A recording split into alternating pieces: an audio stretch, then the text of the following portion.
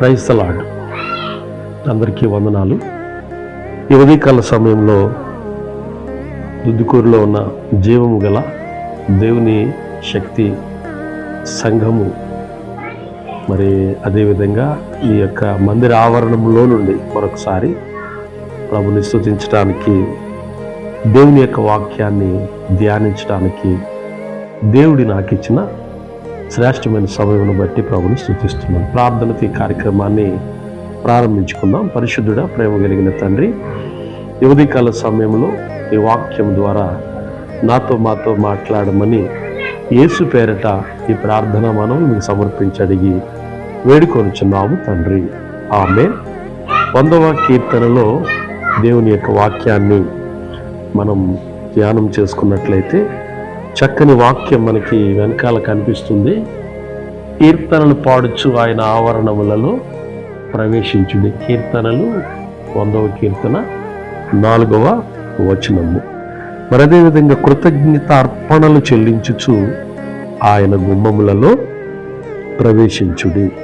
చూడండి, ఈ రోజున మనకు దేవుడు చేసిన మేలులను బట్టి, ఉపకారములను బట్టి, ఆయన చేసిన ఆశ్చర్యమైన కార్యములను బట్టి ఈ రోజుకి కూడా మనం బ్రతుకున్నామంటే మన ప్రాణానికి, మన జీవానికి కారకుడైన దేవాతి దేవునికి మనము కీర్తనలు పాడుచు ఆయన ఆవరణములలో మనం ప్రవేశించాలంటే ఆయన మందిరంలో. రెండవదిగా కృతజ్ఞత అర్పణలు అర్పించచ్చు ఆయన గుమ్మములలో ప్రవేశించాలి. కృతజ్ఞతా స్తుతులు దేవునికి తెలియచేయాలి.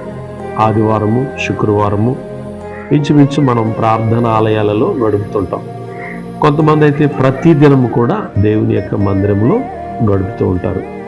కానీ ఈ రోజున మనం కూడా ప్రతి దినము కూడా పేతురు, యోహాను వలె, ఆనాడు ఆదిమ అపోస్తలుల వలె మనం కూడా ఎక్కువగా మందిరాల్లో గడుపుతూ ప్రార్థన చేద్దాం, కీర్తనలు పాడుతూ ప్రభుని స్తుతిద్దాం. కృతజ్ఞత అర్పణలు చెల్లించుచు ఆయన గుమ్మములలో ప్రవేశించుడి.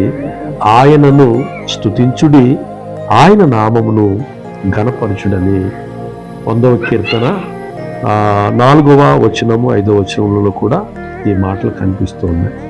మరి ఈ రోజున దేవుడు నీ పట్ల, నా పట్ల చేసిన గొప్ప కార్యములను బట్టి మనం కూడా దేవాతి దేవునికి కృతజ్ఞతా స్తుతులు తెలియచేస్తూ ఆయన సన్నిధిలో పాటలు పాడుతూ దేవాతి దేవుణ్ణి మహింపరుద్దాం. మీరే స్థలాల్లో ఉన్నా ఖచ్చితంగా దేవుని మందిరాలకు వెళ్ళండి. శుక్రవారం కానీ ఆదివారం కానీ మానకుండా, ఒకవేళ అవకాశం ఉంటే ప్రతిదినం కూడా వెళ్ళి కృతజ్ఞతాస్తుతులు చెల్లించుచు ఆయన ఆవరణములలో ఆయన మీ పట్ల చేసిన కార్యాలను బట్టి దేవాతి దేవుణ్ణి స్తుతించాలని ప్రేమతో ఈ మాటలు ముగిస్తూ ఉన్నాను. దేవుడు ఈ వాక్యాన్ని వింటున్న ప్రతి ఒక్కరిని దేవుడు దీవించి ఆశీర్వదించును గాక. ఆమేన్. పరిశుద్ధుడా, ప్రేమ కలిగిన తండ్రి, ఈ మాటలు ఎంతమంది అయితే విన్నారో వాళ్ళందరినీ కూడా ఆశీర్వదించి బలపరచమని యేసు నామంలో ఈ ప్రార్థన మనం మీకు సమర్పించి అడిగి వేడుకొనుచున్నాము తండ్రి. ఆమేన్.